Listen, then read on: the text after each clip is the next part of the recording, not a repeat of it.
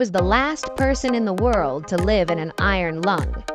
It's hard to believe, but he had spent 73 years in the iron lung since the age of 5, confined inside a large metal chamber where only his head could move. If he ever left the chamber, he would die from suffocation. The consequences of a power outage were unimaginable. His name was Paul Alexander. Before turning 5, Paul was an energetic and cheerful child. However, in 1952, Paul was suddenly stricken with polio.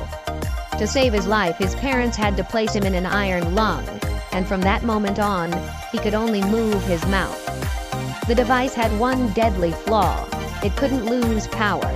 If the power went out and the machine stopped, the people inside the iron lung would suffocate to death. Regarding his daily life, Paul shared that he did the same things as everyone else.